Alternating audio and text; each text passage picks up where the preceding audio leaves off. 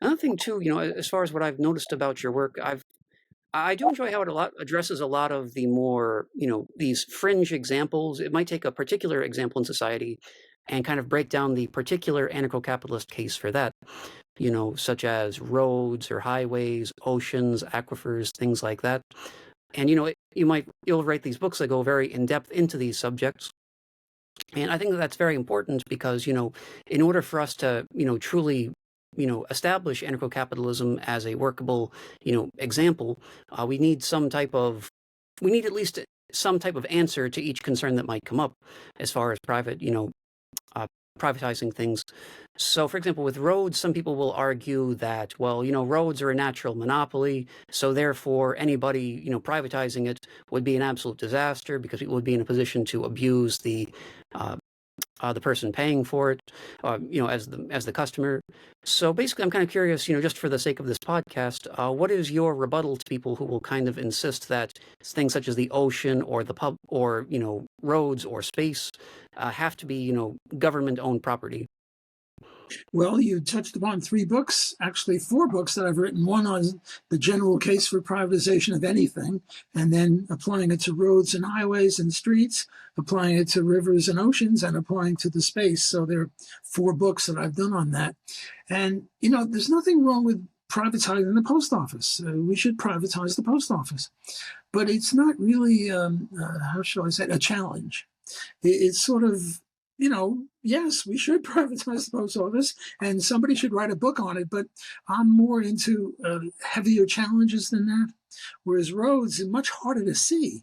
And a lot of people will say, well, we need the government to have roads. If we didn't have roads, they would charge you an arm and a leg, or they wouldn't let you onto their road and you'd be trapped in your house and all that.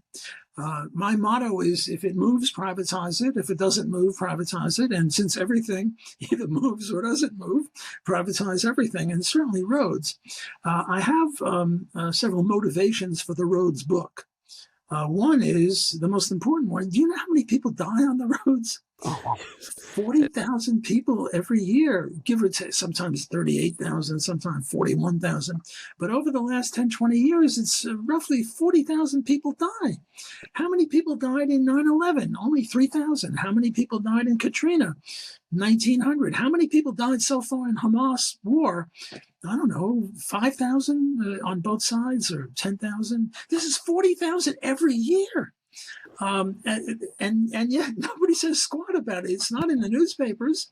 Hamas isn't in the newspapers. Ukraine is in the newspapers. Katrina was, and 9/11 was, but nobody says squat about this. And yet we're dying like flies. There's probably nobody in any family that doesn't, or a friend that doesn't know somebody who either died or got into a very serious injury, which is way more than 40,000. Several 150, 200,000 people get smacked up. So this is horrible. And my idea is many fewer people would die if it was privatized. Why? Well, look, the reason we have pretty good shirts is we have competition. If you make a good shirt, you make more profit, you expand your base of operation, other people emulate you. If you make a lousy shirt, you lose money, you have to go do something else. Well, let's apply that to roads.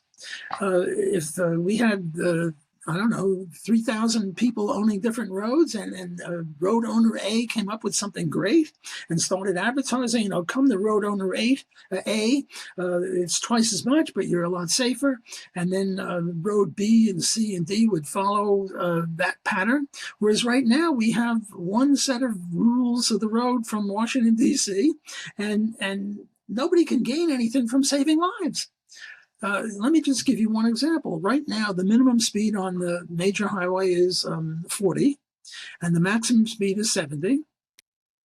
And if you sit in the left lane and do 70, everyone's going to be beeping you and trying to pass you. Now, maybe lane changing is what causes it.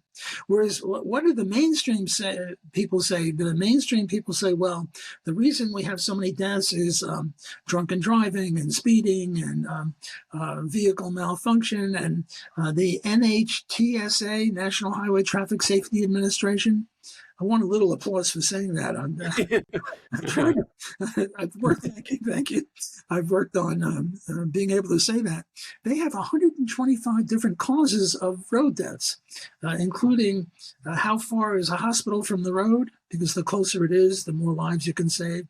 Does the hospital have a helicopter? You can save more lives that way.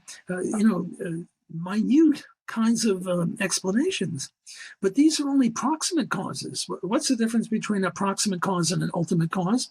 A proximate cause is I'm now going to shoot the next person that walks by my house, and you grab me and say you're a criminal. I say, tut, tut, tut, I'm not a criminal. It was the bullet that killed him. I didn't kill him. Well, yeah, the bullet killed him, but I'm the ultimate cause. Or another one, a restaurant is going broke, and the proximate causes are, well, it was located on a cul-de-sac, and it was dirty, and the food tasted lousy, and the waitress spit in the food, no, those are just the proximate causes. The ultimate cause is the manager. The manager never should have located the restaurant there. He should have located the restaurant on the corner of two busy streets. He should have hired a better waitress or a better cook. He should have given someone a broom. The ultimate cause here was the manager. Well, who's the ultimate cause of the roads? The manager. And who's the manager? You'll never guess in a million years. Yes, government. Government's the manager.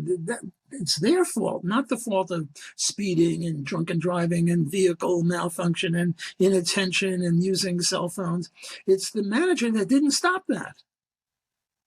So on my road, if it's a 3-lane highway and you're doing 70 in the left lane, I'm going to give you a big ticket.